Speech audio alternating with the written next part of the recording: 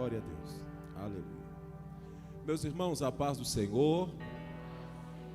Glória a Jesus. Abra sua Bíblia, por favor, no livro em que escreveu Ezequiel, no seu capítulo de número 47. Livro do profeta Ezequiel, capítulo 47. Glória a Jesus. Eu quero externar aqui minha gratidão ao Senhor. Louvar a Deus por poder estar em sua casa, adorando ao seu santo nome. Na ocasião, juntamente com esta família, com este ministério, que Deus de maneira poderosa continue abençoando, prosperando a vida de cada um.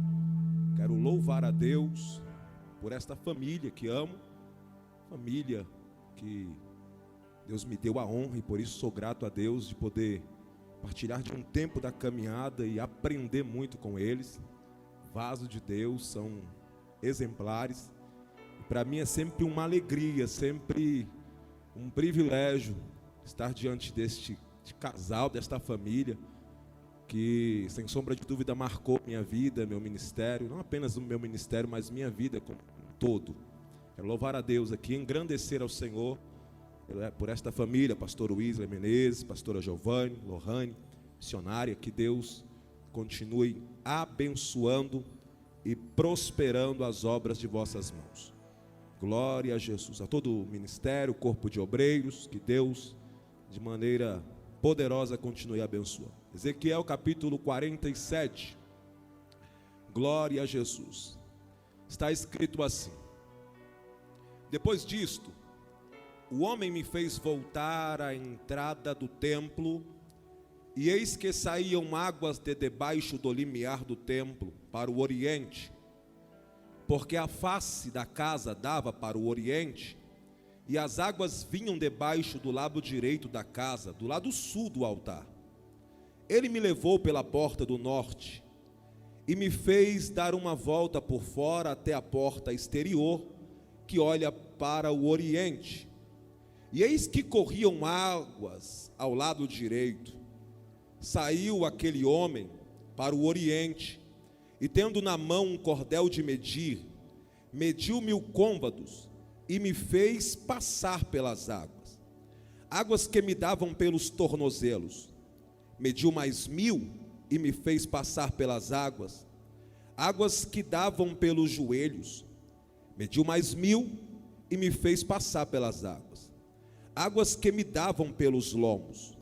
Mediu ainda outros 1000, e era já um rio que eu não podia atravessar, porque as águas tinham crescido, águas que se deviam passar a nado, rio pelo qual não se podia passar. E me disse: viste isto, filho do homem?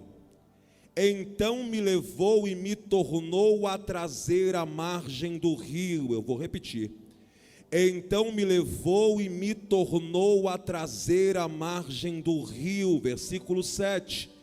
Tendo eu voltado,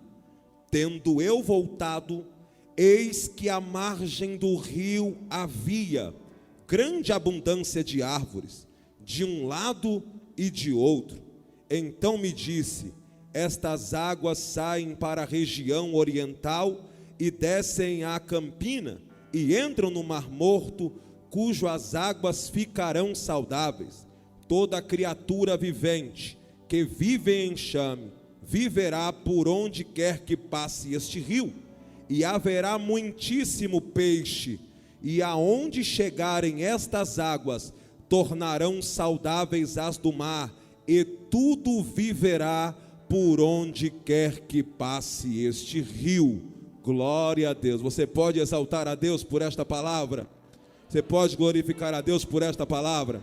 Então tome assento glorificando ao nome desse Deus que é vivo, desse Deus que é poderoso. Glória a Jesus.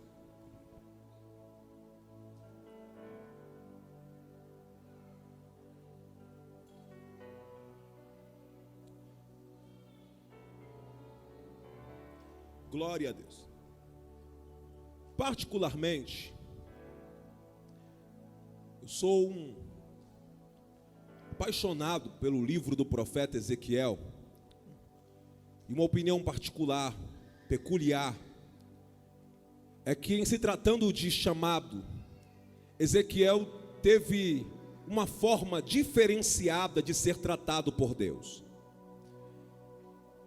Além de ser profeta, e por ser profeta, Deus decidiu revelar a este homem algumas verdades acerca da nação pela qual este homem foi incumbido de proferir palavras da parte de Deus.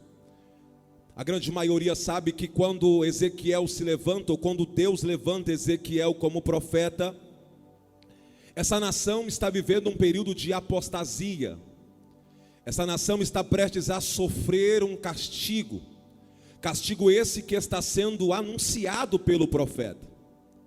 E é por isso que, diante desta circunstância, o chamamento deste homem não é bem quisto diante da nação, porque, segundo as Escrituras, entendemos que por aproximadamente 4 anos ou 5 anos, este profeta vai pregar apenas uma mensagem, ou vai possuir apenas uma mensagem de exortação, uma mensagem de correção àquele povo. Deus está querendo fazer com que aquele povo voltasse para Ele, e pudesse assim então sentir a presença gloriosa deste Deus. E sendo assim, o Senhor então faria com que, mesmo vivendo o castigo que sobreviria sobre eles, o Senhor daria a ele paz, daria a eles sossego, mesmo diante de tamanha destruição que caberia a eles. Você sabe muito bem que o profeta está anunciando a derribação do templo. O profeta está anunciando o cativeiro babilônico. Está dizendo que estes homens serão levados pelas mãos dos caldeus. Os babilônicos vão ter poder sobre eles. E não apenas isso, mas para que eles se pasmassem, a profecia diz que o templo vai ser derribado. Os homens não querem aceitar. E é por isso que facilmente os falsos profetas vão ter ibope no meio da congregação, porque vão iludir o povo com palavras falsas, dizendo que Deus retroagiria em sua palavra. Mas nós sabemos que existe uma lei que permeia de eternidade a eternidade, e que esta sim rege a nossa vida enquanto aqui estamos. Tudo que nós plantarmos, nós iremos colher. Não é obrigatório o plantio, mas tendo eu plantado, é obrigatório a colheita. O que Deus está deixando nítido nesse livro é que tudo quanto essa nação está prestes a passar ou está passando, não é a vontade, mas é a permissão de Deus, justamente porque eles decidiram, e as suas decisões traçaram esse destino. Esses homens estão vivendo agora as consequências das suas escolhas, e se eles com certeza pudessem voltar, muita coisa fariam diferente, por saber que tudo que estão vivendo no dia chamado hoje é consequência do que fizeram no dia chamado ontem. E agora estes homens estão passando por um período um tanto quanto crucial, porque além de tudo isso, Deus está distante, o pecado está tomando de conta. Deus agora, de uma forma diferente, por isso disse que Ezequiel, para mim, é diferente dos outros profetas no que tange a forma de Deus lidar com ele, pela forma que Deus decidiu falar com este profeta. Deus, quando vai falar com o profeta Ezequiel, ele não apenas fala de forma audível, mas a palavra do Senhor vai nos fazer entender que Deus leva o profeta em visões, e nessas visões Deus descortina o céu, descortina as verdades que precisam vir à tona, e é justamente nessas visões que o profeta precisa entender algumas lições para ele, para a sua nação, e com certeza para nós que aqui estamos ouvindo esta palavra esta noite. Por isso, coisa muito séria é receber a visão e interpretar a visão segundo o discernimento do Espírito.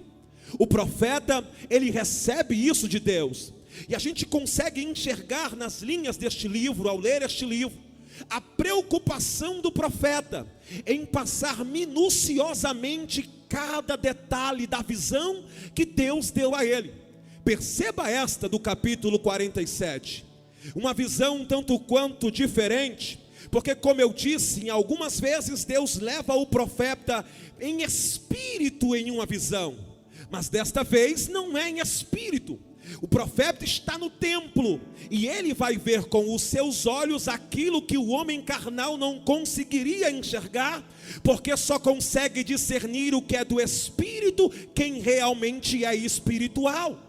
Ele vai observar aquilo e vai perceber que no templo existe algo diferente, uma manifestação diferente.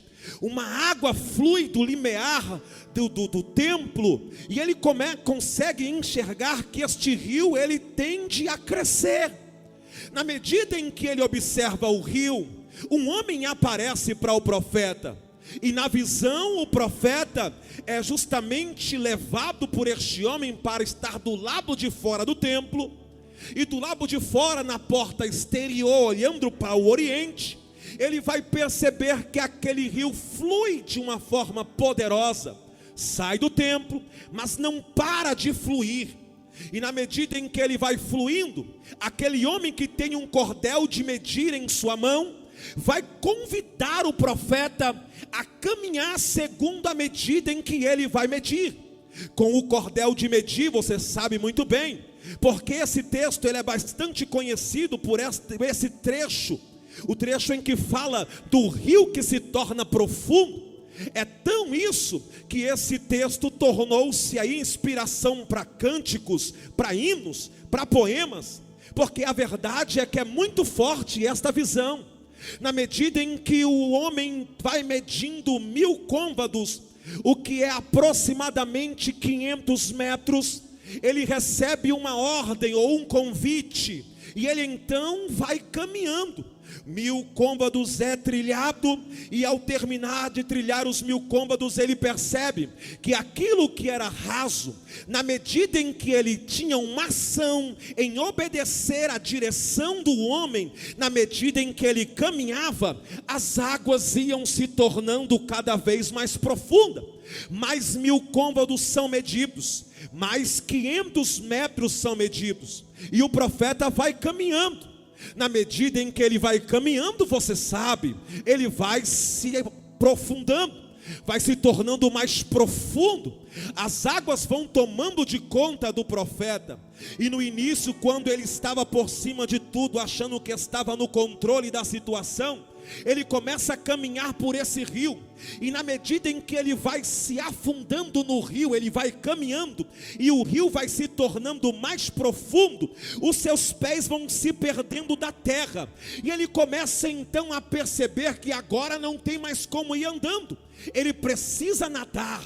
E eu imagino, quando pela última vez o homem traça 1000 côvados para ele caminhar, e ele vai caminhando, perde o chão, começa a nadar, e na medida em que ele vai nadando os 500 metros, ele entende que aquele rio é tão grande, que ele não consegue passar, e a conclusão que ele tem é essa: é infinito o crescimento deste rio.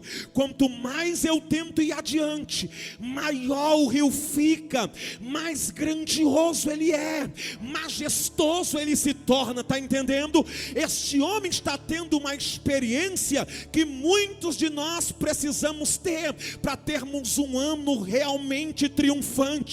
Que experiência é essa? Ele está chegando a 2 conclusões que são necessárias, não para que o meu ano seja bem sucedido, mas para que a minha vida seja bem sucedida aqui nesta terra. O que é isso? Primeiro, ele entende as suas limitações. Existe um rio, é grande, ele cresce, eu posso até querer me aprofundar, mergulhar, ir adiante, mas esse rio é tão grande e eu sou tão pequeno que chega um momento que eu me deparo com a minha fragilidade, e eu percebo que, humanamente falando, não tem mais como prosseguir, porque esse rio é tão grande que mostra a minha pequenez, que mostra que eu sou feito do barro, barro, que mostra que eu tenho limitações, que mostra que eu sou pecador, que mostra que realmente eu posso até cair, mas na medida em que ele percebe a sua limitação, entendo eu assim,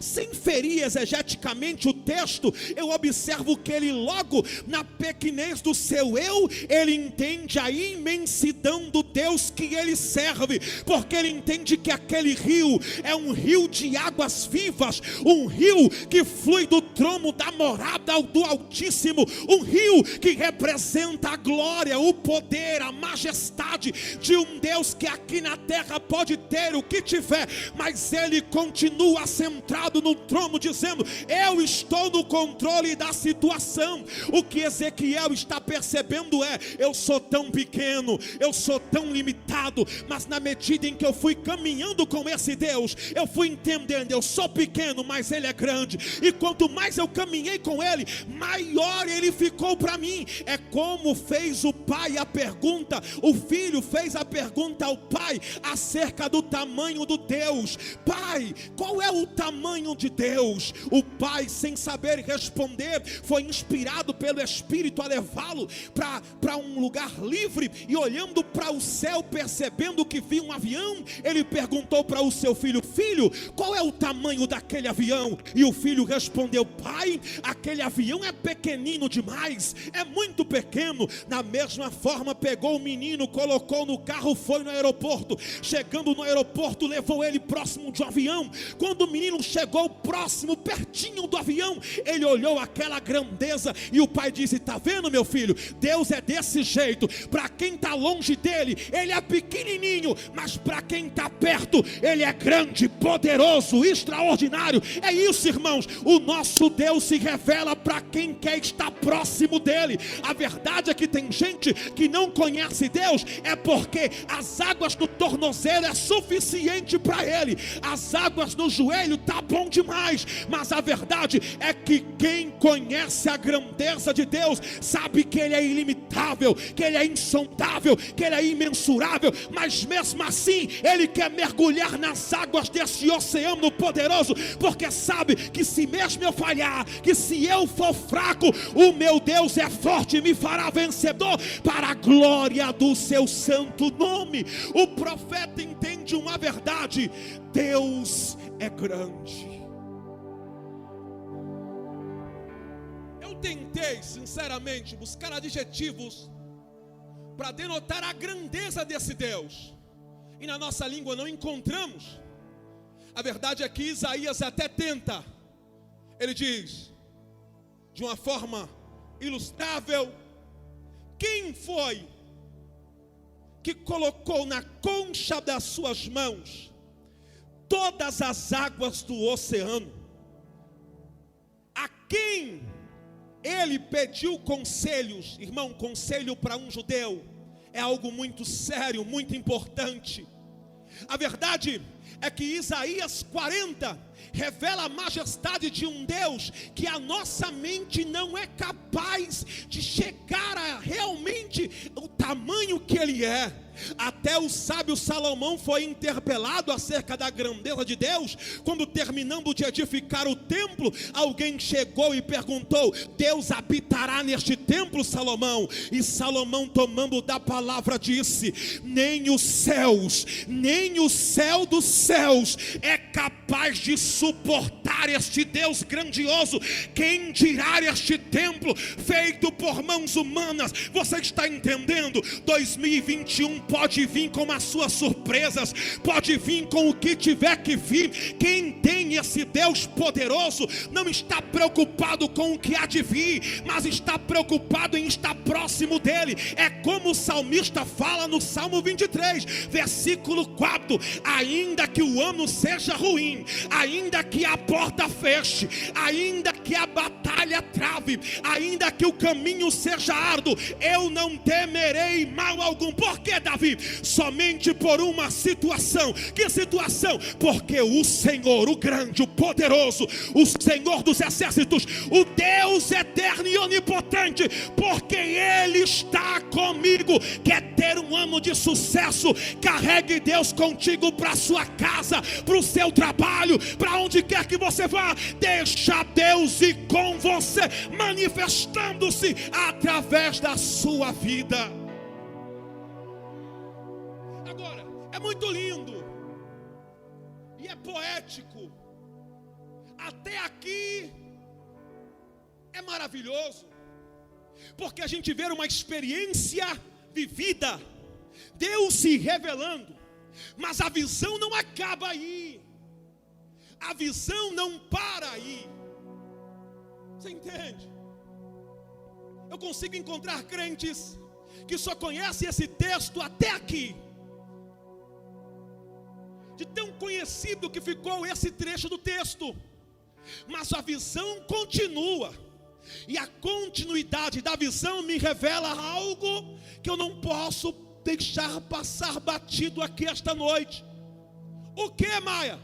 O texto revela que Deus leva o profeta ao profundo, não é?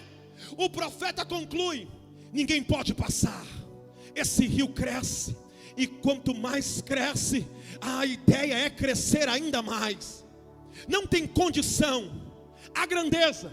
E a verdade é que esse era o lugar aonde certamente você escolheria viver para o resto da vida, aonde Deus é grande e poderoso e se manifesta gloriosamente na sua vida, aonde Deus fala, aonde Deus revela. Mas a palavra do Senhor diz que o mesmo homem que levou Ezequiel a ter a experiência no profundo, olhou para Ezequiel no profundo e disse: agora chegou o momento. Momento de quê? De voltar. Voltar para onde? Para a margem.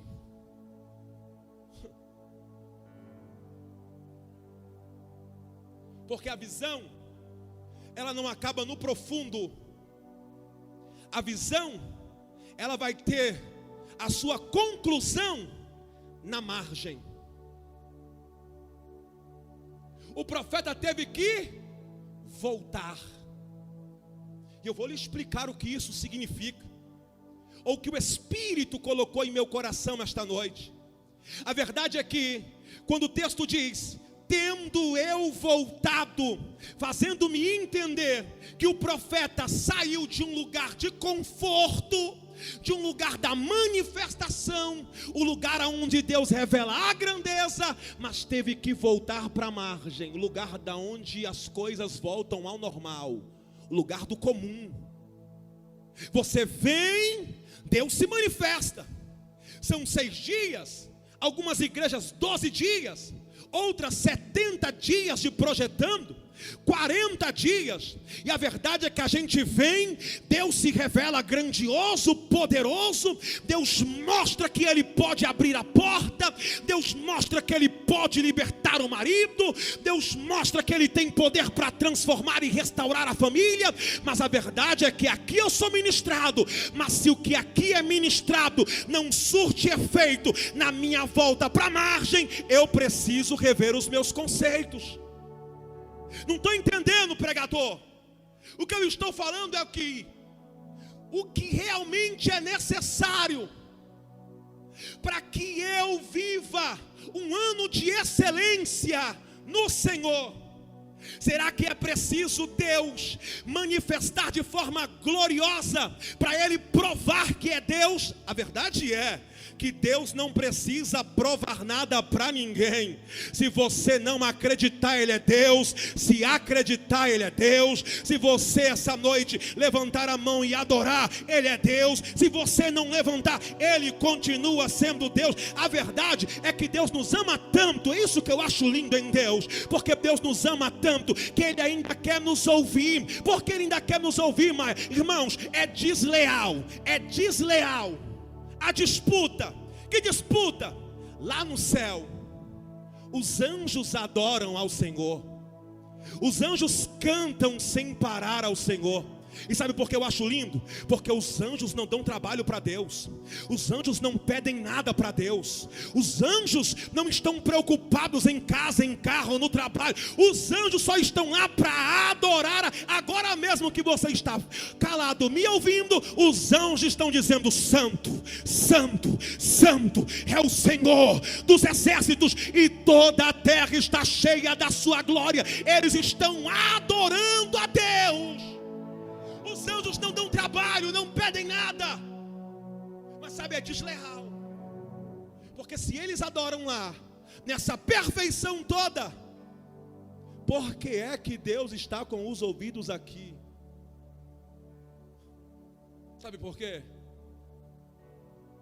Porque você tinha tudo para estar em casa, tinha todos os motivos, talvez, para chegar aqui e nem abrir a boca e dar um glória.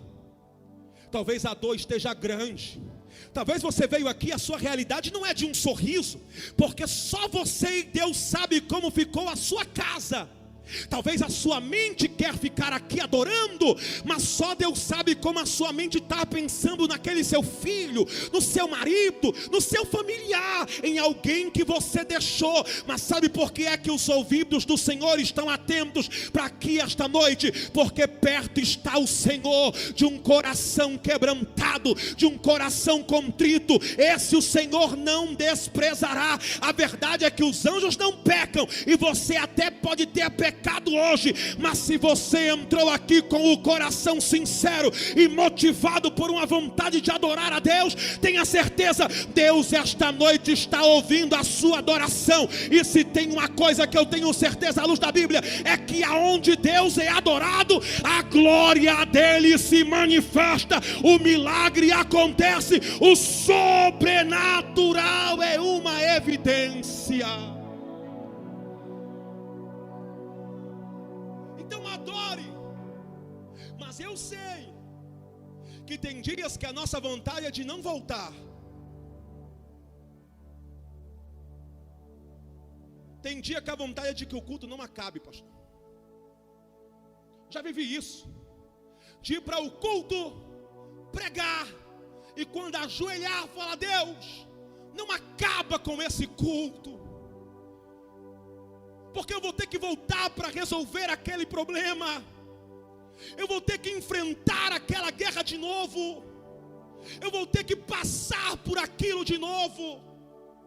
E a gente vai entendendo que por mais que aqui seja um lugar maravilhoso de estar, aonde o rio de Deus flui, aonde a presença dele se manifesta, aonde o triste sai alegre e até a tristeza salta de alegria, eu preciso entender que o pastor Wesley vai entregar a bênção apostólica e eu vou ter que voltar para minha casa para enfrentar os meus problemas, e o ano vai ser realmente em circunstâncias atrás de circunstâncias que necessitarão de uma decisão minha. A gente adora aqui, sente a presença aqui, passa 6 dias projetando, 12 dias projetando, mas a verdade é que tem uma hora que a gente tem que voltar. E não é que isso aqui não é real, é real, mas existe uma vida. Amanhã você vai trabalhar, vai enfrentar aquele pessoal que só o sangue do Cordeiro. Amanhã você vai voltar para aquela casa. Amanhã as coisas vão voltar ao normal, à margem. E aí é que está a diferença. Porque o que eu vivo, a forma que eu vivo na margem, é justamente influenciada pelo contato ou nível de contato que eu tenho com este rio. O profeta, ele precisa ir ao profundo, e quando ele vai ao profundo, que ele volta, ele diz: e tendo eu voltado, percebi, irmãos, a visão de quem realmente está mergulhado em Deus é diferente. O ano desta pessoa pode ser um ano em que tudo está acontecendo para todos ao mesmo tempo, mas o ano dele parece que não é o mesmo que muitos estão vivendo. porque ele consegue enxergar além do que muitos enxergam. O profeta chega na margem, e quando ele chega na margem, ele percebe que na margem tem grande abundância de árvores. E o texto ainda vai dizer que estas árvores davam frutos, e frutos todos os dias, e todos os dias do ano. Olha só, o profeta precisa de mergulhar. Você vai entender. O profeta precisa se render, tirar os pés do chão e deixar que o rio tome ele, para que diante dessa experiência que ele teve no rio, quando ele volta para a margem, ele vai perceber aquilo que ele não percebeu antes de ir. A gente leva uma vida, e enquanto aqui estamos, principalmente nesta última hora da igreja, vivemos um período em que a ingratidão tem tomado de conta das nossas igrejas. E a ingratidão não é apenas no sentido da falta, da ausência de um obrigado, não. A ingratidão no sentido de perceber que muita coisa está sendo feita quando os meus olhos estão apenas querendo enxergar aquilo que Deus nem vai fazer. A gente está preocupado em tantas coisas à nossa volta e se esquece que Deus já abriu porta aqui, que Deus já livrou ali, que as coisas do Senhor estão acontecendo, que Deus está se manifestando. Mas a gente está tão preocupado com o castigo vivido pelas nossas decisões, que a gente é capaz de pendurar a harpa, parar de adorar, só porque não está enxergando o que a gente queria enxergar. Porque o que muitos estão, e aonde muitos estão se perdendo é isso. Eles não querem viver a vontade de Deus, eles querem que as suas próprias vontades sejam a vontade de Deus. E o sábio Paulo, ele vai escrever em Romanos que a vontade de Deus, seja qual for ela, depois você lê Romanos 12:2, seja qual for, é boa, perfeita e agradável. Você consegue entender isso? Quando o apóstolo Paulo diz, seja qual for a vontade, ela é boa, perfeita e agradável, ele está dizendo que até a porta fechada, se é a vontade de Deus, é bom, perfeito e agradável. Todas as coisas estão contribuindo para um bem de Deus na sua vida, porque você o ama e está mergulhado nele. E quem está mergulhado nele entende que até a porta que fechou, eu levanto a mão e dou glória, porque eu sei que essa porta fechada é provisão de Deus para algo que poderia ter acontecido, ou algo que pode acontecer na minha vida. Está entendendo? Essa nação pela qual Ezequiel profetizou, quando eles foram levados cativos pela Babilônia, o Salmo 142, 137 vai falar algo que me assombra, porque o texto diz que eles são levados pela Babilônia, estão sendo cativos. Aí o texto diz, Salmo 137, saudosa pátria, é epígrafe. Ele diz, quando nós fomos levados cativos à Babilônia, Deus nos colocou às margens dos rios, nos salgueiros, escute isso, nos salgueiros, nós penduramos as nossas harpas, porque os homens de lá diziam, canta um cântico do teu Deus aí, canta um cântico de Israel.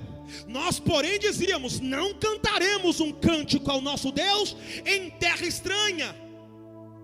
Agora o que me assombra é isso, a ingratidão deste povo. Por que ingratidão se eles estão vivendo um período de cativeiro, meu irmão? O cativeiro é consequência da decisão. O cativeiro é colheita do que eles plantaram, é castigo por aquilo que eles fizeram. Mas sabe, esse Deus é tão misericordioso que mesmo essa nação vivendo um período do castigo, eles mesmos revelam: quando eles nos levaram, nos colocaram às margens dos rios da Babilônia, debaixo do salgueiro penduramos as nossas harpas.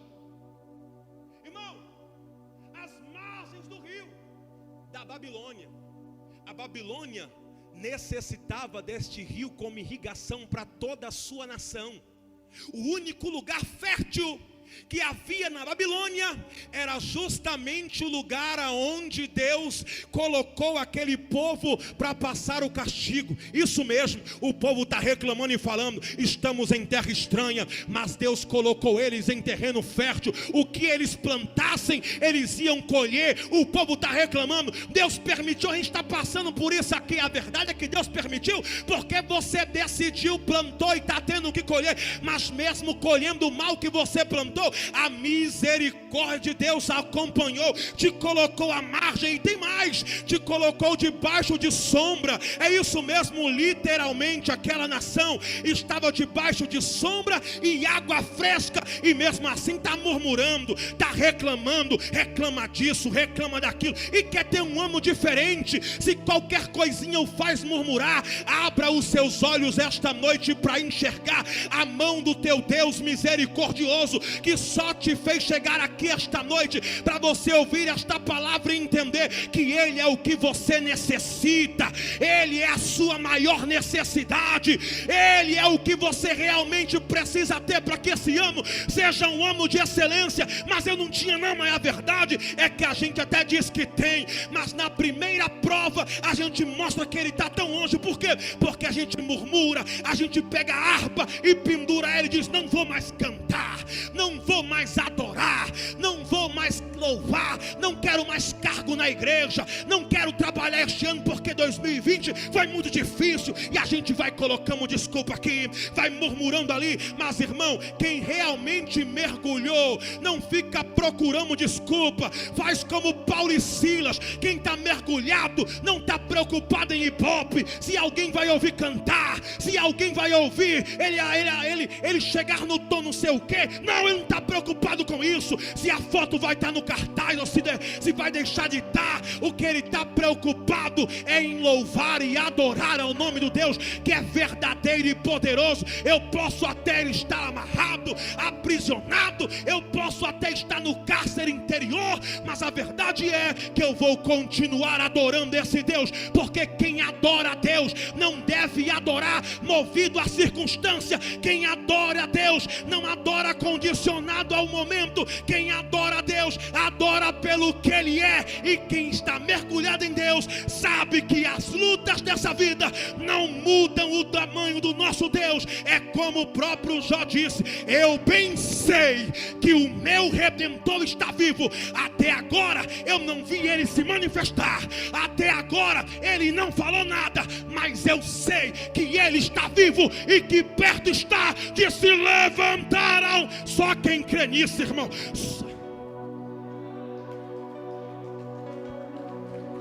Esse ano você precisa ser mais grato a Deus. Tem gente que reclama que não tem um sapato, sendo que tem gente que nem pé tem para calçar o sapato, e não reclama o mesmo tanto que você. A gente é agraciado por Deus com uma salvação, e tem inveja do ímpio que está festejando desde o dia 30 de dezembro. Você consegue ver isso? Crente enciumado porque o vizinho está se alegrando. Tem que ser o contrário. O vizinho é que tem que olhar para você e vai ver assim: meu Deus, está na prova, porta fechada, meu Deus, mas todo dia essa mulher está cantando, mas todo dia esse homem está orando, Todo dia, ninguém consegue isso. Eu quero saber o que tem de diferente.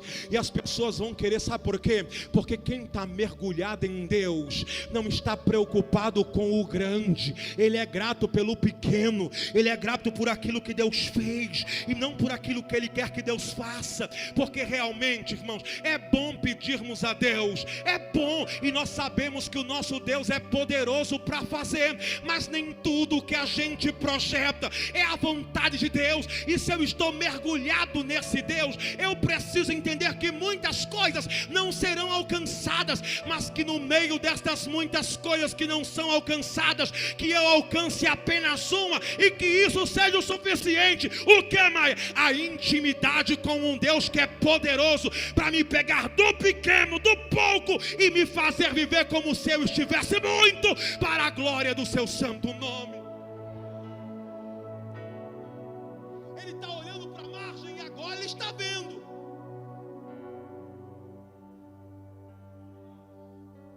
Que na margem tem o que ele achava que não tinha.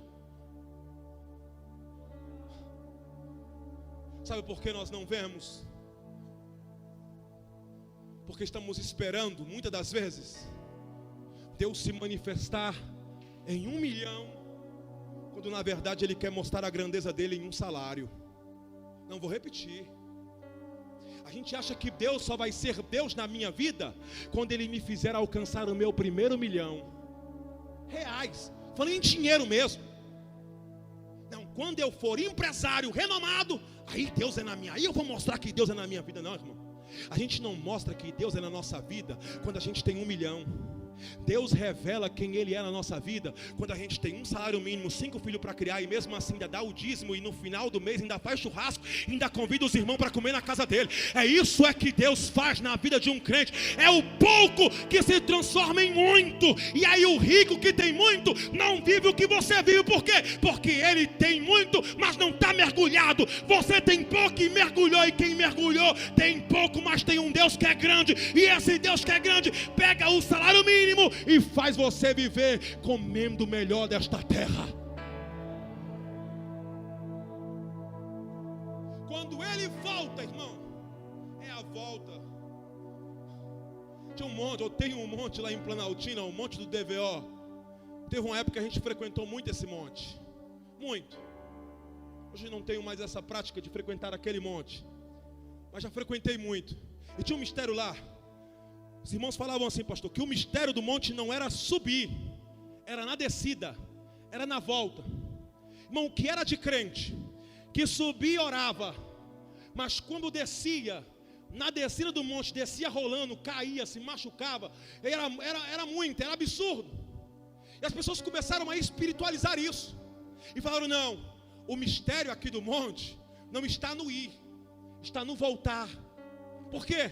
Porque justamente é o voltar que confronta. Estou falando que nós espiritualizávamos, mas a verdade é que aquilo era meninice. Mas escute, tem a ver, porque é no voltar que eu coloco em prática aquilo que eu orei lá em cima. Então o voltar é que é o importante. É o chegar em casa depois do culto é que vai realmente dizer o nível desse oceano que você mergulhou. É amanhã no seu trabalho que você vai mostrar para você mesmo qual é o nível que você está neste rio de Deus. No momento em que o seu patrão chegar e te der a primeira chamada, e ao invés de, como sempre você fazia, fechar a cara, ficar irritado, agora não, vai fechar os olhos e vai dizer glória a Deus. O meu Deus está na direção. O meu Deus é quem governa tudo. É Ele quem está. Ele é grande, é onipotente. Nem o céu dos céus é capaz de suportá-lo. A terra serve como descanso para os seus pés. O espaço serve para ele andar. Olha só, irmãos, o escritor Isaías vai dizer que Deus é tão poderoso que Ele conta as estrelas e chama cada uma pelo seu nome. nome. Tem mais, todas elas lhes obedecem diante da sua grandeza. Você sabe o que é isso? É o seu Deus é o Pai da eternidade. Eu te pergunto, o que é eternidade? Eternidade é aquilo que não tem começo e aquilo que não tem fim. E o teu Deus é o Pai daquilo que não tem começo e daquilo que não tem fim. O teu Deus é poderoso. Quando ele volta para a margem, ele percebe que o que falta é abrir os olhos e ver que o que eu preciso não é da porta aberta, que o que eu preciso não é do emprego concursado, que a minha maior necessidade não é passar no concurso, que a minha maior necessidade não é um carro novo, uma casa confortável. Não, a minha maior necessidade é como Moisés bem disse, quando foi confrontado por Deus, e Deus confrontando Moisés diz: Moisés, eu não vou mais no meio de vós, esse povo é de dura serviço, murmura demais, se eu for no meio deles eu vou matá-los. Moisés olha para o Senhor e diz: meu Deus, como pode? O Senhor fez a promessa. E Deus diz: não, a promessa vai se cumprir. Eu vou enviar anjos para guiá-los. E os inimigos, todos os inimigos que se levantarem, eu darei vitória para vocês. Aí, parafraseando, Moisés olha para Deus e diz: Senhor, vitória contra os inimigos é bom, na companhia de anjo, coisa boa. Promessa concretizada, maravilha. Mas cá para nós, Senhor, do que me adianta ter vitória, ter anjo, ter promessa, se a tua presença não está conosco? Aí Moisés olha para Deus e diz: Deus, não nos faça subir daqui se a tua presença não for comigo. Você sabe o que é isso? É Moisés descartando as bênçãos para ter o abençoador. Ele está falando: eu posso continuar de pé, eu posso continuar num salário, mas o Senhor estando comigo é o que eu preciso. A tua presença comigo é o suficiente, porque se o Senhor está comigo, a margem fica frutífera. Aonde não era para ter peixe, vai dar enxame para a glória do Deus Todo-Poder. Vai ter prosperidade para quem mergulha em Deus, vai ter multiplicação para quem mergulha em Deus. Deus está dizendo: esse ano vai ser diferente para quem mergulha em mim. Por quê? Porque as árvores vão dar frutos, e não vão dar fruto apenas na sua devida estação, mas vai dar fruto todos os dias do ano, para a glória desse Deus, que você está mergulhado nele.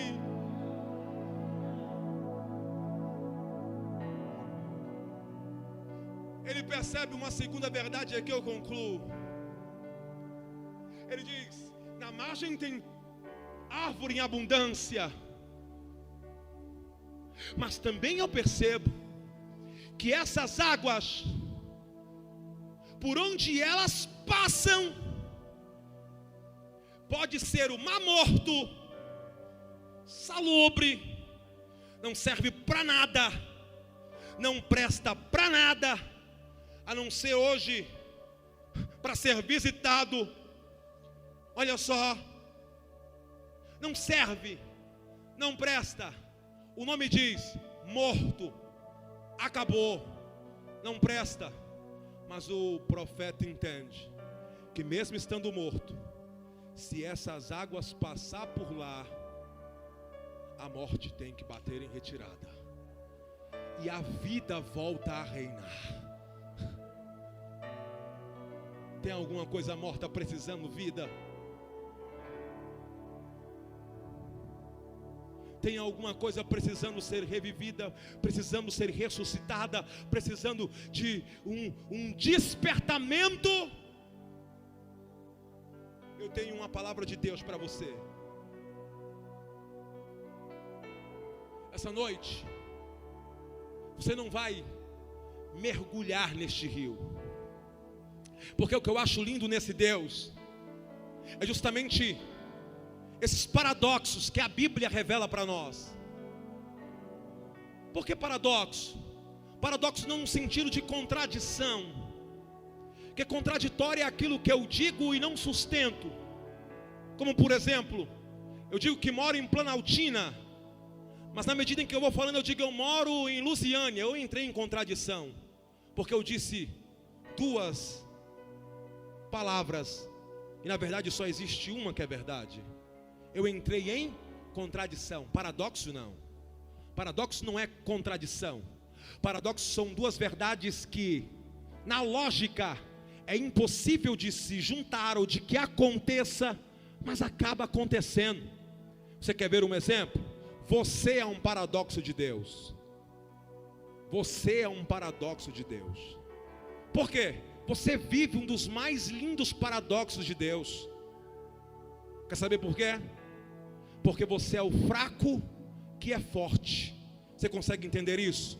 Um fraco que é forte. Foi isso que o apóstolo Paulo disse, ou que Deus revelou ao apóstolo Paulo. Quando o apóstolo Paulo orou ao Senhor pedindo que Deus retirasse o espinho na carne que denotava a sua fraqueza, Deus diz, eu não retiro. Por quê? Porque a minha graça te basta. O meu poder se aperfeiçoa na sua fraqueza. É o fraco que é forte. Paradoxo. Agora, que paradoxo é esse aqui de Ezequiel 47? É um Deus grande, poderoso, que Salomão diz que nem os céus, nem o céu dos céus é capaz de comportá-lo. Isaías diz que esse Deus faz da terra um móvel para descansar os seus pés. Ele é grande, é poderoso, mas mesmo sendo grande e poderoso, aí é que entra o paradoxo. É como que se Deus pegasse 1000 litros de água e te desse uma ordem e falasse, pegue esses 1000 litros de água e coloque dentro desse recipiente que talvez tenha 40 ml, não sei, aproximadamente. Se esse recipiente só comporta 40 ml de qualquer líquido, como seria possível eu colocar aqui dentro 1000 litros de água? É impossível, não é? Mas Deus fez isso. Não, mas isso é loucura. Deus fez isso. E quem foi que disse isso? O próprio Jesus. A palavra do Senhor diz em João capítulo 7, salvo engano, versículo 37, Jesus disse, se alguém tem sede, venha a mim e beba. Quem crer em mim, como diz as Escrituras, do seu interior fluirão rios de águas vivas. O Deus que é imenso, que o profeta se perdeu na imensidão da sua grandeza, está dizendo para alguém aqui esta noite, eu sou a solução do seu ano, sou grande, onipotente e poderoso, mas se na volta hoje, você quer que eu faça um grande milagre na sua vida, e eu como grande que sou, habite dentro de você que é pequeno, é só abrir o coração e falar, habita em mim Espírito de Deus, porque eu vou descer e vou fazer morada na sua vida.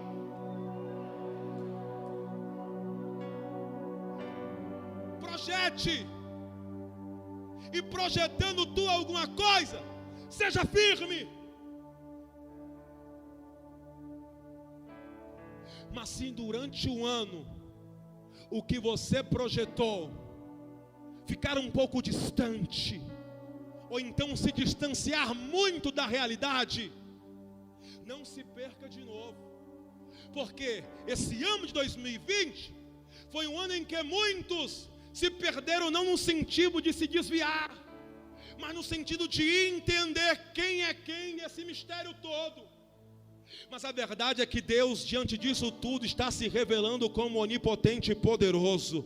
Ele está presente aqui esta noite. Ele está dizendo: eu sou a solução para o que você precisa. Lembra do que Moisés recebeu como resposta, quando ele perguntou para Deus, dizendo: e quando eu chegar para aquele povo e eles perguntarem qual é o nome desse Deus, o que eu direi a eles? Aí o grande Deus olhou para Moisés e diga àquele povo que o eu sou que sou te enviou. Eu sou o que sou, o poderoso, o Jeová Rafá, o Jeová Nissi, o Deus que cura, o Deus que é a nossa bandeira, o Jeová Sabaote, o Senhor dos exércitos poderoso. Esse é o Deus que você serve, e esta noite Ele quer te encher de uma forma tão grande, que quando você voltar para a margem, as pessoas vão se assombrar com a situação, porque pode ser até pouquinho, pode ser até pequeno, mas quando você voltar para lá, Deus vai te pegar do pequeno e vai colocar no grande, do pouco e vai fazer o muito,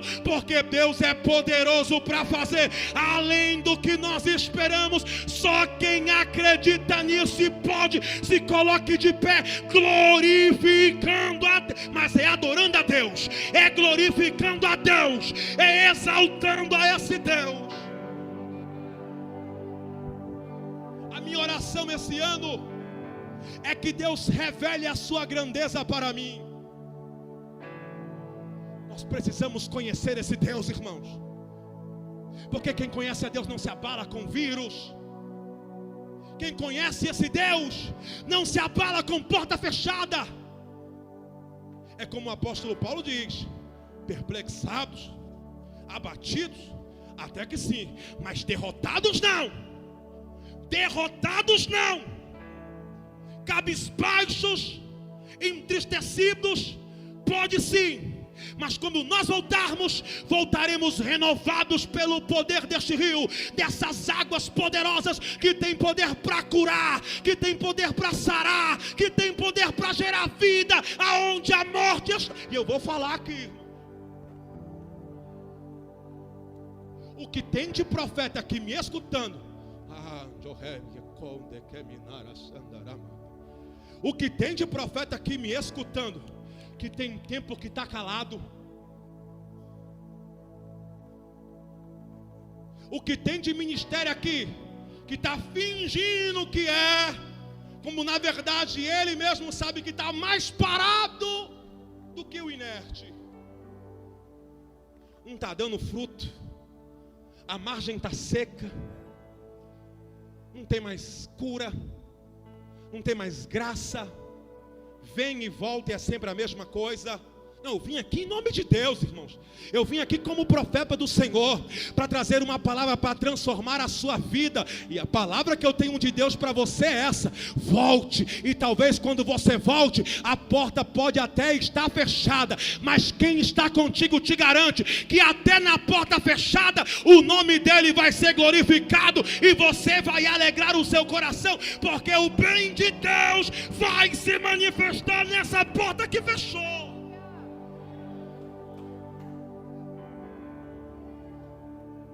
A palavra que eu tenho aqui para alguém é: alegre o teu coração. O teu Deus é grande, onipotente. Fecha os olhos, eu quero orar por você, porque esse rio quer fluir do seu interior. Sabe qual é o segredo daquele maridão mergulhar nessas águas? Mergulha você nelas. Deixa essas águas te envolverem, e você vai ver que o exemplo de alguém mergulhado arrasta os ímpios para virem conhecer a grandeza deste rio.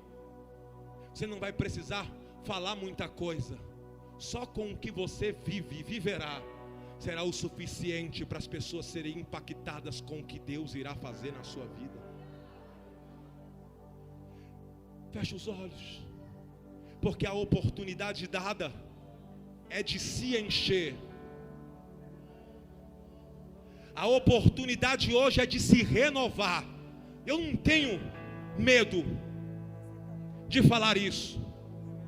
A vontade de Deus esta noite é te encher de uma forma gloriosa, é de renovar um cântico nos teus lábios. E se quem sabe alguém entrou aqui e fez como aquela nação, pendurou a harpa e disse: não vou cantar, porque não tenho motivos para cantar, esta noite Deus está dizendo: eu sou o teu Deus. Não há outro além de mim. Eu sou o Senhor da tua vida e estou no governo dela. Eu sou o grande, eu sou, e não existe ninguém que possa impedir o operar desse Deus na sua vida, na vida da sua família. Por isso, feche os seus olhos e faça como alguns já estão fazendo. Comece a se encher destas águas, mergulhe nessas águas, deixe essas águas te envolverem.